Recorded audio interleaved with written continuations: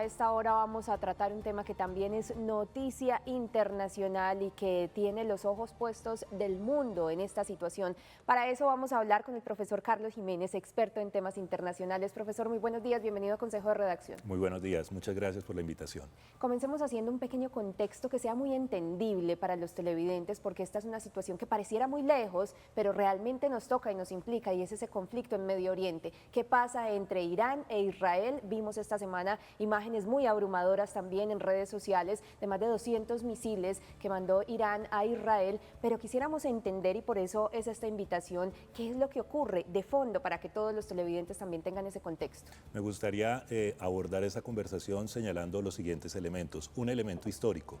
En 1948 se crea el Estado de Israel y queda la indefinición de la situación de los palestinos.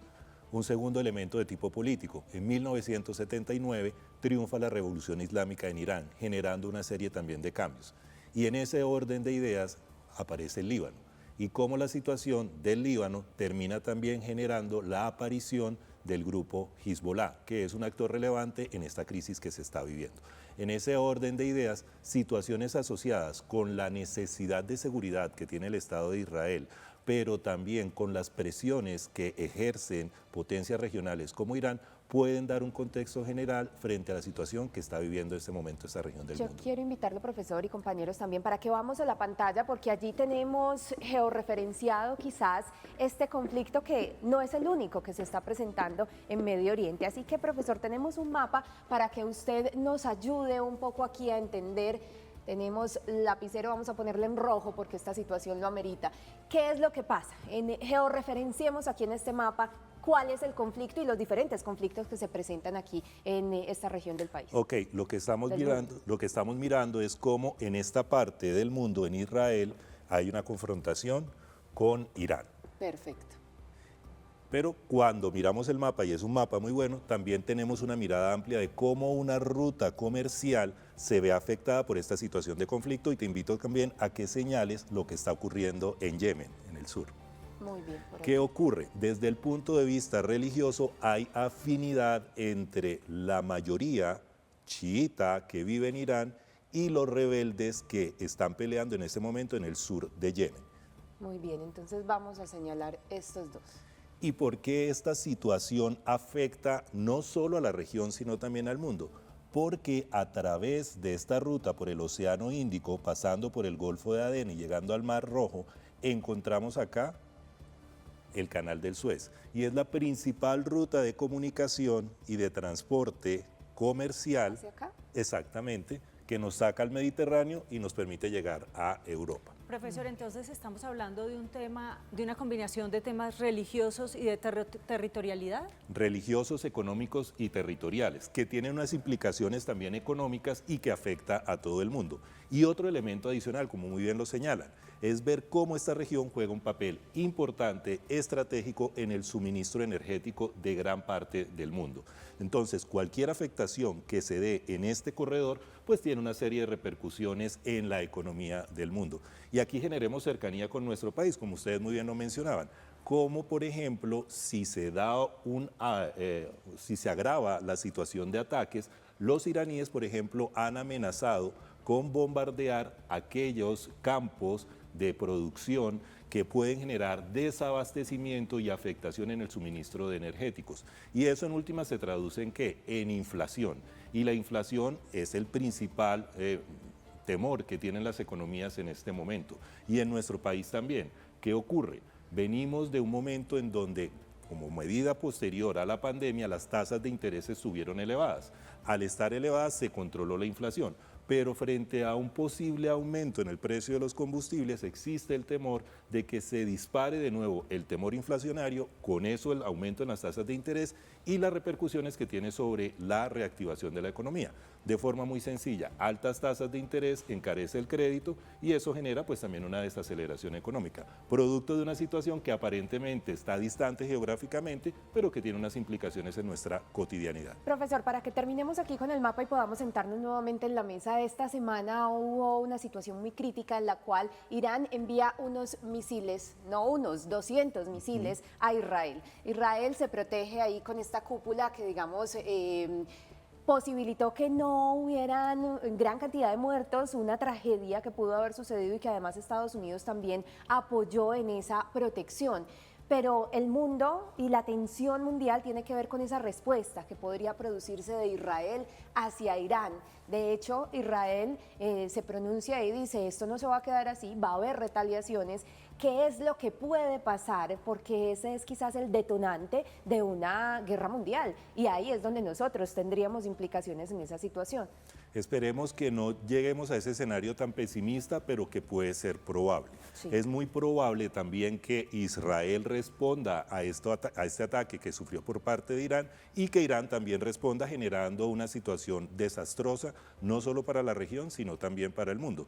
Recordemos que en las guerras hay víctimas y dentro de esas víctimas hay población civil, y por población civil quiero decir niñas, niños, adolescentes, mujeres y personas mayores. Entonces esperaríamos que la situación en las próximas horas se tranquilice y no escale en un conflicto mayor que no le conviene a nadie, no le conviene ni a Israel ni a Irán, pero tampoco a otras potencias como Estados Unidos, China y Rusia. Lo invito, profesor, entonces para que volvamos a la mesa y sigamos con la conversación. Ahí estábamos es muy viendo, Cata, estas imágenes de los bombardeos y demás, cómo entender desde el derecho internacional lo que está pasando en este conflicto, porque es que muchos se preguntan, pero ¿por qué permiten que entre países se ataquen de esta manera, utilicen estas armas, la letalidad de estas armas en medio de pensamientos distintos? ¿Cómo explicarle eso a los televidentes? Ahí hay una muy buena reflexión y en este momento estamos atravesando por una situación de crisis frente a las instituciones que permiten que el mundo tenga, digamos, que tenga paz.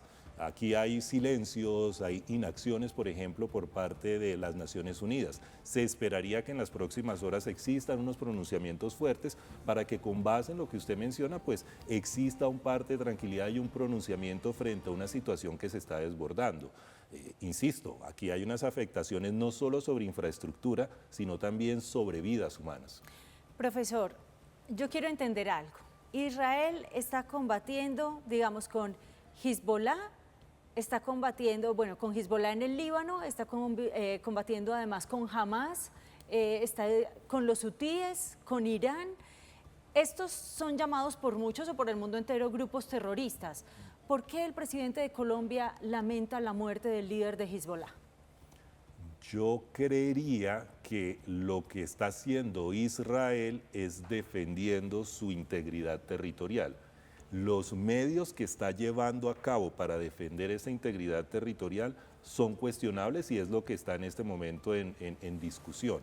Ahora bien, las declaraciones del presidente de la República, me imagino, porque las desconozco concretamente, que van en función efectivamente de cuál es la posición que debe tener el país frente a un conflicto que puede generar una serie de desestabilizaciones no solo en la región, sino también en el mundo y que nos puede afectar a nosotros como Colombia. ¿Es Hezbollah un grupo terrorista? Es Hezbollah un grupo terrorista, sí, señor. Profesor, ¿esto qué impacto tiene para los colombianos? Es decir, eso lo vemos muy lejos, estamos hablando de Medio Oriente, pero en algún momento qué impacto, no solamente desde lo económico, que ya lo entendemos, el tema de la inflación y todo lo que genera en la economía mundial, pero en términos prácticos, ¿qué podría pasar para los colombianos en medio de esta guerra? Uno, el efecto económico que ya usted acaba de mencionar, pero dos, pues también mirar cómo esta situación que está ocurriendo en esta parte del mundo demuestra que hay una debilidad en las instituciones internacionales para actuar y detener una situación que se está escalando. Y eso es un referente para la experiencia que tenemos en Colombia, que es un país que ha tenido unas situaciones de conflicto interno. Entonces yo creo que aquí hay una serie también de aprendizajes y ver cómo esa inacción de las instituciones internacionales, de los organismos multilaterales, pues pueden generar algún tipo de repercusión en lo que se ha venido haciendo en el país, sobre todo, digamos, en iniciativas que se han manejado para el caso de nuestro país relacionadas con el tema de paz. La gran pregunta, ¿qué va a pasar? ¿Qué viene? ¿Hasta que el uno extermine al otro o a qué punto tenemos que llegar para que pare esta guerra? Esperaríamos que no lleguemos a ese escenario. Estos análisis hay que hacerlos en frío. Es decir, sí, es una situación muy dolorosa y hay que evitar efectivamente que se den esas retaliaciones como ahorita se estaba mencionando. Me lanzaste 200 misiles, yo te los devuelvo con 200 más uno.